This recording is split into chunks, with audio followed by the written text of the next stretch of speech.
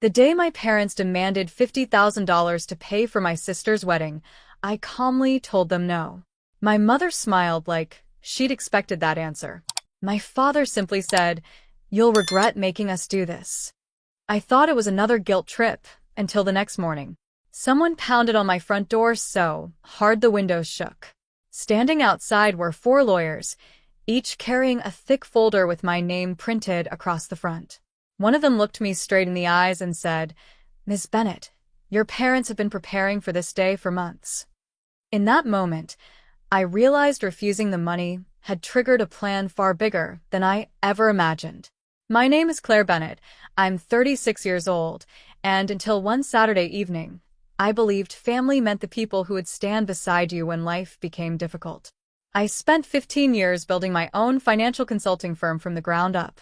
Every promotion, every investment, every late night had one purpose: to create stability I never had growing up.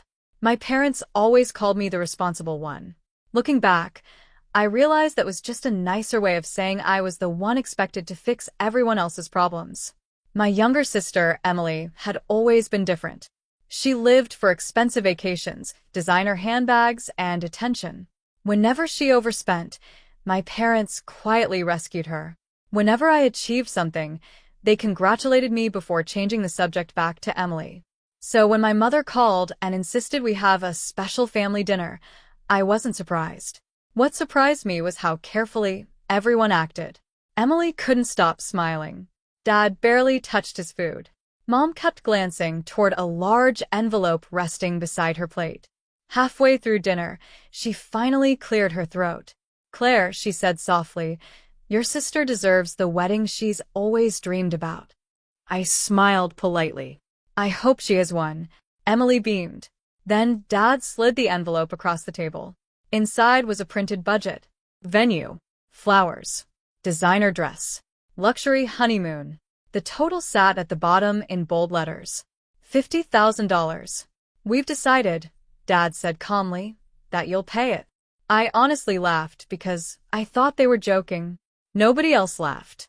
"I'm not paying $50,000 for someone else's wedding." Mom's expression hardened instantly. "You have the money." "I have savings," I corrected. "There's a difference." Emily crossed her arms. "So you'd rather watch your own sister settle for less?" "I'd rather you plan a wedding you can actually afford." Silence filled the room. Then the guilt began. "We sacrificed everything for you. Family helps family. You owe us." Every sentence landed harder than the last. I stayed calm. "I love all of you, but my answer is still no." Dad slowly folded his hands. "If you walk away tonight," he said quietly, "don't complain about what happens next." The threat hung in the air. I grabbed my purse, wished everyone good night, and walked out without another word. Driving home, I convinced myself they were simply angry. I had no idea that less than 18 hours later, someone would pound on my front door. When I opened it, 4 lawyers were standing there, each carrying a folder with my name on it. For a few seconds, none of us spoke. The 4 lawyers stood neatly on my front porch wearing identical dark suits, each carrying leather briefcases. The oldest stepped forward first. "Ms. Claire Bennett?" "Yes." "My name is Daniel Harris. We've been asked to deliver legal documents on behalf of your parents." My stomach tightened. "I think you've got the wrong house." "I'm afraid we don't." He handed me a thick envelope. Inside were contracts, financial statements, and several pages covered with legal language. Near the bottom, one sentence caught my eye. "Voluntary Financial Contribution Agreement, $50,000. Another document claimed I had verbally promised to help finance Emily's wedding. I looked up in disbelief. "I never agreed to this."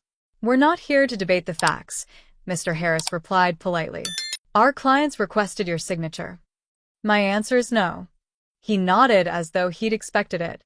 "In that case, these documents also serve as notice that your parents intend to pursue all legal options available to recover what they believe was a promised financial commitment." The lawyers left as professionally as they'd arrived. I closed the door and immediately called my husband, Ethan. He'd spent nearly 16 years as a corporate litigation attorney. When he walked into the living room 30 minutes later, I handed him every page, without saying a word. He read quietly, then smiled. Not because anything was funny, because he'd already spotted something. "Claire," he said, "they're trying to scare you." "What do you mean?" "Most of this isn't enforceable. It's written to intimidate someone who doesn't understand legal language." Relief washed over me, but Ethan wasn't finished. "What worries me isn't these papers." "What is it?" "The reason they hired 4 lawyers instead of 1. That sentence stayed with me. Over the next 2 days, Ethan started asking questions. Public property records, corporate filings, loan registrations, everything he could legally access. By Wednesday evening, he placed a folder on our dining table. "I think I know why they're desperate." Inside were copies of newly registered loans secured against my parents' house.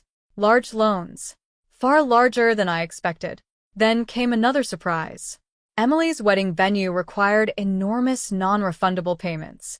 Luxury vendors, designer deposits, private catering. Most of it had already been financed with borrowed money.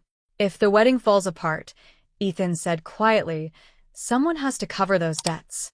I stared at him. "You think they planned for me to become that someone?"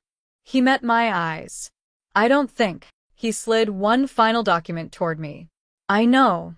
At the bottom was a handwritten note that changed everything. Primary repayment target, Claire Bennett. The mediation meeting was scheduled for the following Tuesday. When Ethan and I walked into the conference room, my parents were already there. Emily sat beside my mother, wearing an expensive white blazer that still had the designer tag hanging from one sleeve. Across the table sat the same 4 lawyers who had appeared at my front door. My father leaned back confidently. "I hope you've come to your senses." I smiled. I came prepared. The mediator asked everyone to remain professional before inviting my parents' legal team to explain their claim. One lawyer argued that I'd repeatedly promised to help pay for Emily's wedding and that my refusal had caused financial harm. When he finished, Ethan quietly stood. "Before we discuss imaginary promises," he said, "I'd like everyone to review these." He passed identical folders around the table.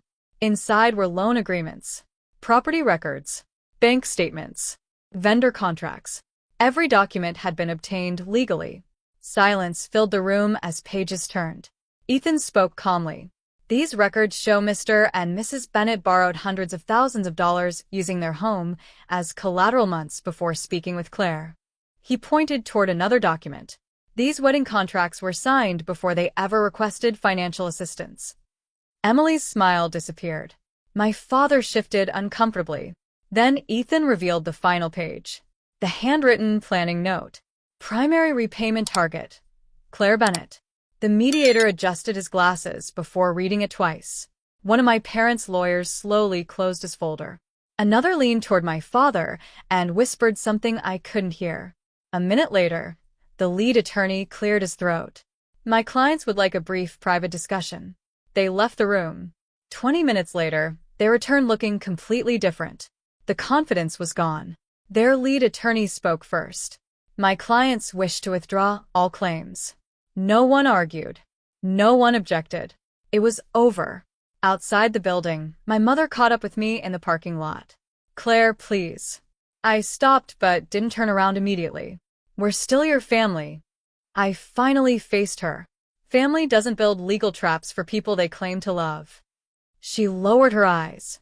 For the first time, she had nothing to say. 6 months later, Emily held a much smaller wedding she could actually afford. My parents spent years paying off the loans they had chosen to take. As for me, I used the money I protected to buy the home Ethan and I had always dreamed about. Sometimes people think love means saying yes to everything. I learned the opposite. Sometimes the strongest act of love is having the courage to say no and refusing to let anyone turn your kindness into their entitlement.